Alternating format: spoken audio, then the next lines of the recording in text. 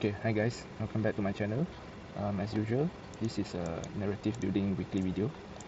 So let's recap back last week what I mentioned about the weekly price action.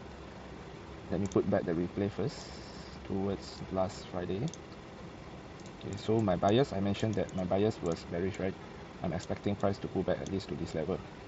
So what happened next week is that let us zoom into 4H.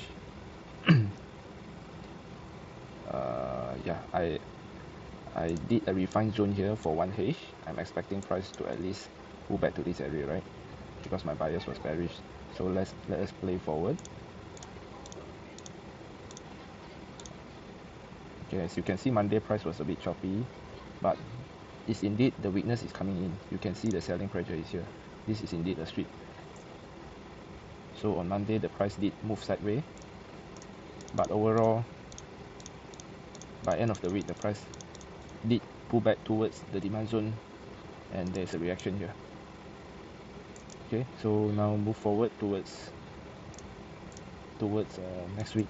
Next week narrative building. Let me clear all the things first. Okay, as usual we will put on the structure first. We can see that overall high time frame is still higher high. Overall high time frame is still bullish, but my trading strategy is based on low time frame, so we will just look at the recent late candle. First of all, we will put on the range, which is expected price to trade within this range. Okay, and the bottom range I will put it here.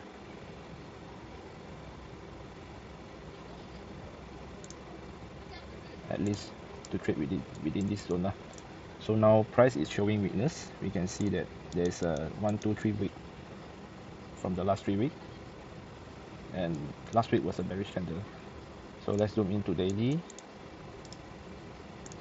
We can see this daily demand zone here. So based on this momentum, I don't expect price to go further down for now. So let's just assume for next week. And my bias is same. For now, it's still bearish. I'm expecting price to trade towards this daily demand zone, provided if the momentum is there. So from 4H, this is the recent zone that has been tested.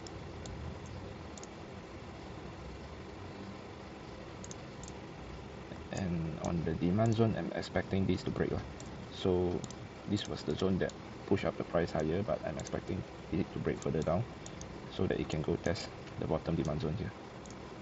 So let's zoom into 1H. As you can see, this 1H demand zone has been tested extremely many times. So most of the time, if the demand zone is tested multiple times, it will likely to be broken. And from 1H, we can see there is still a gap here, and there is also a zone here. This we can refine it to 1H. And from 1H point of view, I'm expecting price, okay, as usual, still same.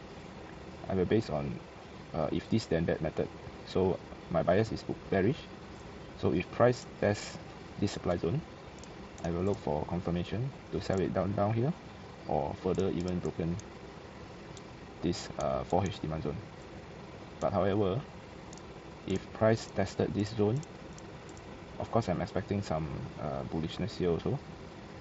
If the price tested this zone and broke some minor structure here, I will find for trade to trade the price higher towards this swing high, or even towards the weekly swing high. But overall, my bias is still bearish lah. So I'm expecting price to do this. This zone has already been tested, so on 1H, let me see, yeah, even on 1H is also tested. So I'm expecting not to hold and price go further down. Okay, let's recap. On the weekly, we can see that the price is bearish with multiple week, and last week price action also confirmed what my bias is correct. So for next week, we will zoom in further. If this structure broke, which is this demand, if this structure broke, I'm expecting price to go further down. Okay, which what we want to see is the price break here, retest, and find trade to go further down. Okay, overall bias is very bullish. I mean very bearish now. Okay, so this is the next week narrative. If I'm taking any trade, I will put on the trade review also lah. For last week, there's no trade review because I didn't take up any trade, which is because it's end of the year. The volume is quite low, and also there is a holiday on one of the day within the week, so I did not take any trades last week. Okay, so that's all for this week narrative building.